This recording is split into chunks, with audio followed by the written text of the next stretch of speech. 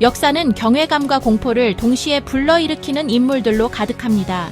순수한 의지의 힘으로 세상을 재편한 인물들이죠. 그 중에서도 두 명의 인물이 특히 눈에 띕니다.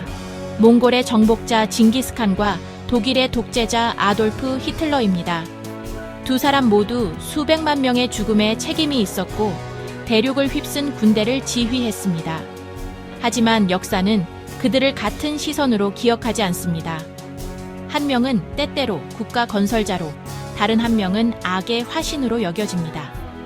우리는 이 두 대량 학살의 설계자를 왜 그렇게 다르게 판단할까요? 시간, 동기, 아니면 유산 때문일까요?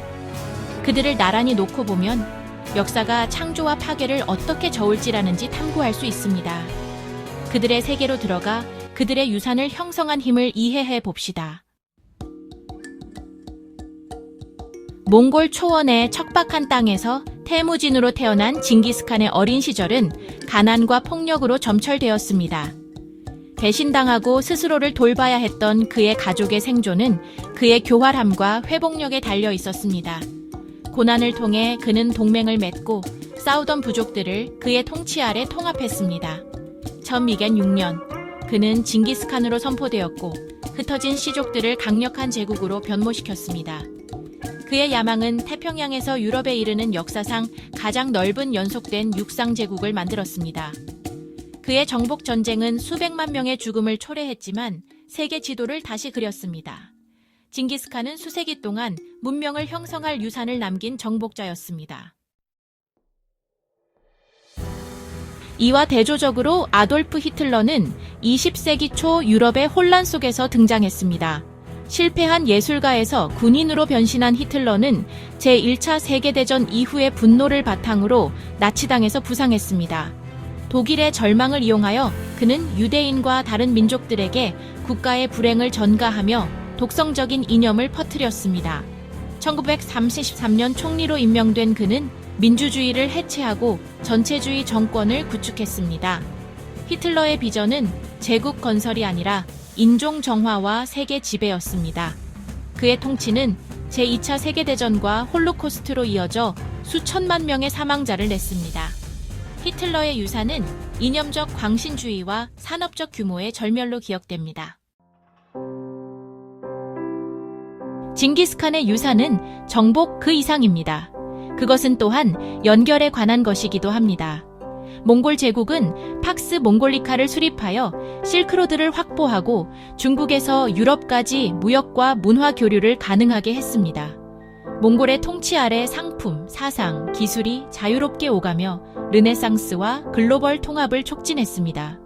징기스칸은 출신보다 능력을 중시하여 다양한 배경의 사람들을 고용했습니다. 그는 질서와 심지어 종교적 관용을 촉진하는 법전인 야삭을 제정했습니다. 정복당한 민족들은 몽골의 통치를 받아들이면 자신들의 신앙을 유지할 수 있었습니다. 그의 이중적인 유산 엄청난 유혈 사태, 하지만 동시에 더 상호 연결된 세계를 위한 기반 마련. 징기스칸은 파괴자이자 건설자였으며 세계 변화의 촉매제였습니다. 이와 대조적으로 히틀러의 유산은 순수한 파괴의 유산입니다. 그의 폭력은 전략적이지 않았고 이념적이었습니다. 나치즘은 가치 없다고 여겨지는 자들의 절멸을 요구했습니다. 홀로코스트는 유일무이한 범죄로 남아 있습니다. 수백만 명을 체계적이고 산업적으로 살해한 것입니다. 히틀러의 정권은 유대인과 수많은 다른 민족들을 표적으로 삼는 죽음의 기계를 만들었습니다. 그의 전쟁은 유럽을 폐허로 만들었고 긍정적인 유산은 남기지 않았습니다. 오직 황폐함과 도덕적 붕괴만 남았습니다. 징기스칸과 달리 히틀러는 어떠한 발전도 남기지 않았고 오직 보편적인 악의 상징만 남겼습니다. 그의 폭력은 그 자체가 목적이었고 세상의 죽음과 절망만을 안겨주었습니다. 시간과 변화하는 도덕관은 우리가 이 사람들을 판단하는 방식을 형성합니다. 징기스칸은 잔인한 정복이 당연시되던 시대에 살았습니다. 그의 행동은 끔찍했지만 그의 시대의 기준에 부합했습니다. 보편적인 인권이나 국제법원 같은 것은 없었습니다. 성공이 도덕성을 정의했습니다. 그러나 히틀러는 인권과 국제법에 눈을 뜨기 시작한 세상에서 행동했습니다. 그의 범죄는 법률뿐만 아니라 공유된 인류애라는 개념 자체를 위반했습니다. 뉘른베르크 재판은 새로운 선례를 세웠습니다. 어떤 행동은 너무나 사악하여 맥락을 초월한다는 것입니다. 징기스칸의 잔혹성은 그의 시대의 렌즈를 통해 보여지지만 히틀러의 잔혹성은 현대 세계의 양심을 통해 보여집니다. 이러한 차이가 그들의 엇갈린 명성을 이해하는 데 중요합니다. 그들의 폭력의 본질은 근본적으로 달랐습니다. 징기스칸에게 폭력은 도구였습니다. 잔인했지만 전략적이었습니다. 항복은 종종 생존과 통합을 의미했습니다. 그는 정복한 민족들로부터 인재를 흡수하여 건국과 통치를 추구했습니다. 그의 폭력은 복종이 이루어지면 멈췄습니다. 그것은 제국을 건설하기 위한 수단이었습니다. 히틀러의 폭력은 이념에 뿌리를 두고 있었습니다. 홀로코스트는 전략적 목적이 없었습니다. 절멸이 목표였습니다. 수백만 명을 살해하는 것은 전쟁 노력에서 자원을 낭비하는 것이었고 나치 증오의 비합리성을 드러냈습니다. 징기스칸은 권력을 위해 살해했고 히틀러는 이념을 위해 살해했습니다.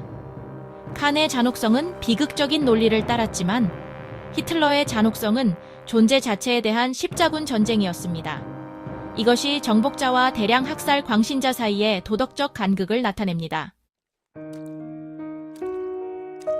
역사의 판결은 지도자들이 남긴 것에 따라 형성됩니다.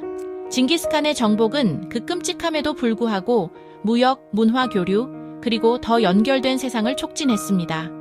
그의 유산은 논쟁의 여지가 있지만 몽골에서는 때때로 국가 건설로 칭송되기도 합니다. 역사가들은 이제 그를 파괴자이자 혁신가로 봅니다. 히틀러의 유산은 오직 파멸뿐입니다. 독일은 패배하고 분단되었으며 수치심에 쌓였고 구원할 만한 업적은 없습니다.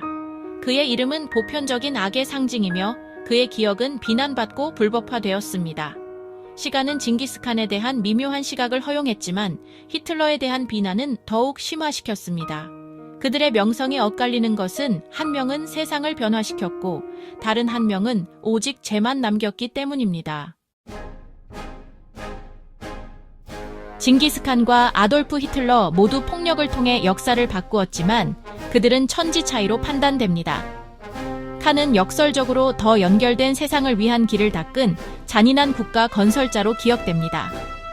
히틀러는 오직 괴물, 대량 학살과 파멸의 설계자로 기억됩니다.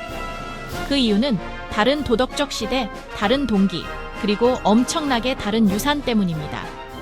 징기스칸은 건설하기 위해 파괴했고 히틀러는 파괴를 위해 파괴했습니다. 교훈 역사는 시체 수뿐만 아니라 맥락, 동기, 그리고 결과로 판단합니다. 건설하는 정복자는 복합적으로 기억될 수 있지만 오직 파괴만 하는 폭군은 영원히 비난받을 것입니다. 그들의 이야기는 제국을 건설하는 것과 순수한 악을 옹호하는 것 사이의 차이를 상기시켜 줍니다.